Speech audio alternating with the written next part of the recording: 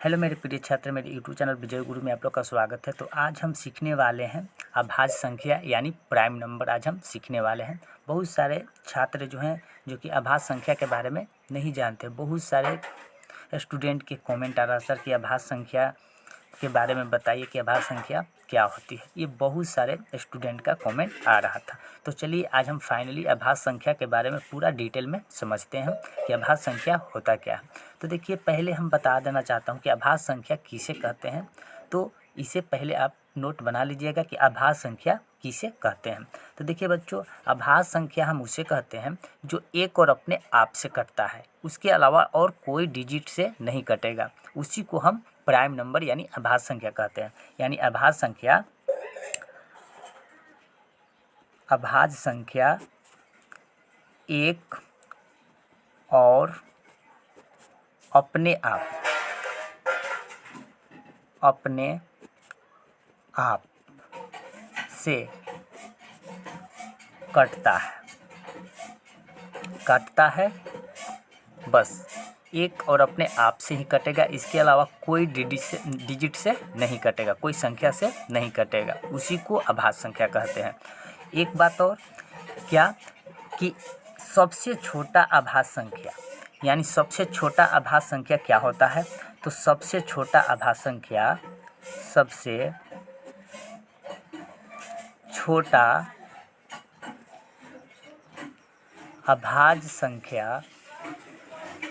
सबसे छोटा अभाज्य संख्या जो होता है वो 2 होता है। याद रखिएगा, सबसे छोटा अभाज्य संख्या 2 होता है। क्लियर, कोई दिक्कत नहीं। फर्स्ट में अभाज्य संख्या का डिफाइंड है कि अभाज्य एक और अपने आप से कटता है, उसके अलावा और कोई डिजिट यानी कोई संख्या से नहीं कटता है। उसको हम अभाज्य यानी प्राइम नंबर कहते हैं। और सबसे छोटा अभाज्य संख्या जो होता है वो 2 होता है। ओके, नेक्स्ट में अब आता है क्या कि 1 और 100 के बीच में कितने अभाज्य संख्या होते हैं। यानी 1 और 100 के बीच में कितने अभाज्य संख्या होते हैं। तो यहाँ पर नेक्स्ट हो जाएगा आपको 1 और 100 के बीच में, 100 के बीच में कितने अभाज्य संख्या होते हैं। यानी कितने अभाज्य संख्या होते हैं।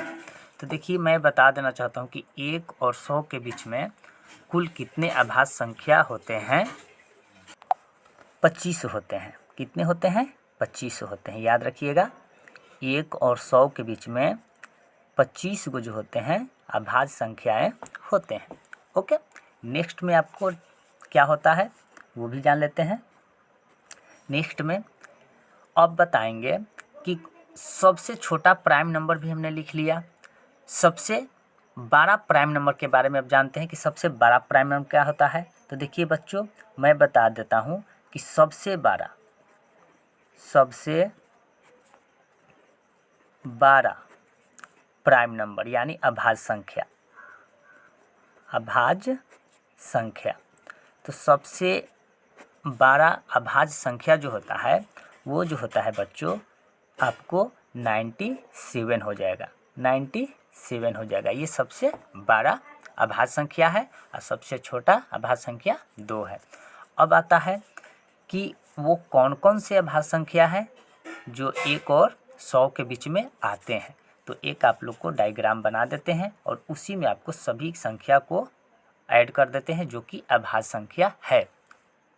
ये हमने आपको डायग्राम बना लिया और इसी में सभी संख्या को हम ऐड करते हैं अभाज्य संख्या। तो देखिए, सबसे स्टार्टिंग जो होता है अभाज्य संख्या 2 से होता है। 2 के बाद 3 होता है। 3 के बाद आपको कितना होगा? 5 हो जाएगा। 5 के बाद हो जाएगा 7।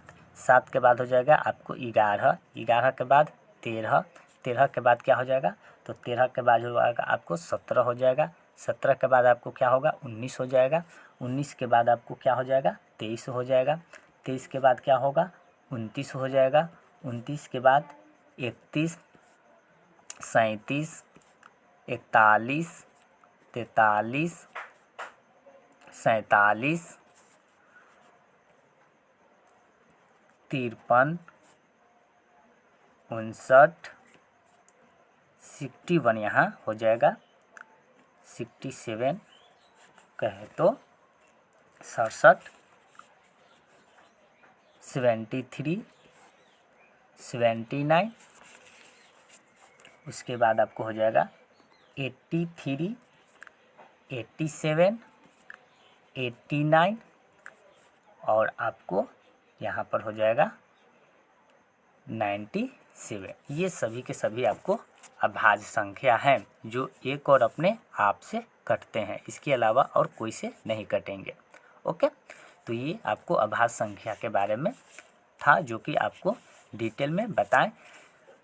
डिफाइन में कैसे लिखना है कि एक और अपने आप से जो संख्या कटती है खुद से कटेगा और एक अपने आप से कटेगा, उसी को अभाज्य संख्या कहते हैं। सबसे छोटा अभाज्य संख्या 2 होता है। 1 और 100 के बीच में कितने अभाज्य संख्या होते हैं तो 25 होते हैं। और सबसे बड़ा अभाज्य संख्या 97 होते हैं। और 1 और 100 के बीच में कितने अभाज्य संख्या जो है उसको नाम आपको लिखना होगा। तो आपको इस टाइप से आपको ये सभी संख्या को लिख देना है। अब आता है एक क्वेश्चन, वो क्वेश्चन आपको इस टाइप से कैसे पूछेगा वो भी हम यहाँ पर बता देते हैं। तो यहाँ पर बच्चों आपको क्वेश्चन ऐसे पूछा जाएगा, औसत से दिया गया है कि प्रथम 6 अभाज्य संख्याओं का औसत क्या होगा। तो पहले हम तो प्रथम 6 अभाज्य संख्याओं का औसत, तो पहले प्रथम 6 अभाज्य संख्या निकालने पड़ेगा। तो प्रथम 6 अभाज्य संख्या निकालेंगे कैसे, तो देखिए 2 हो जाएगा अभाज्य संख्या। ओके, फिर उसके बाद 3 हो जाएगा, फिर उसके बाद क्या होगा 5 होगा, फिर उसके बाद हो जाएगा 7, फिर उसके बाद हो जाएगा 11 और फिर उसके बाद हो जाएगा 13। ये हम 6 तक निकाल दिए, 1 2 3 4 5 6। ये सभी के सभी अभाज्य संख्या है जो कि प्रथम 6 अभाज्य संख्याओं का हमने निकाल लिया यहाँ पर। अब इसमें पूछा गया है कि औसत क्या होगा। तो यहाँ पर औसत का है तो एवरेज पूछा गया है। तो एवरेज औसत का फार्मूला क्या होता है बच्चों, तो औसत का फार्मूला तो आप लोग सब जानते होंगे कि औसत बराबर जो होता है क्या होता है कि सभी संख्याओं का योग बटा कुल संख्या, ये आपको फार्मूला होता है। ओके, ये फार्मूला होता है। तो सभी संख्याओं का योग करेंगे तो देखिए 2 + 3 + 5 + 7 + 11 + 13। ओके, अब बाटा क्या करेंगे, यहाँ पर इस प्रकार ऐसे किया। कुल संख्या कितना है तो 1 2 3 4 5 6, तो यहाँ पर 6 लिख देंगे। ओके, अब इस सभी संख्या को हम क्या करेंगे, जोड़ेंगे। तो देखिए जोड़ने का तरीका आपको बता देते हैं। 7 और 13 कितना होता है 20 हो गया। अब 20 और 5 25 और 25 और 3 क्या हो जाएगा 28, 28 और 2 30 और 30 और 11 कितना होता है 30 और 11 आपको 41 हो जाएगा। तो यहाँ पर 41 हो जाएगा। अब बट्टा कितना हो जाएगा ये 6।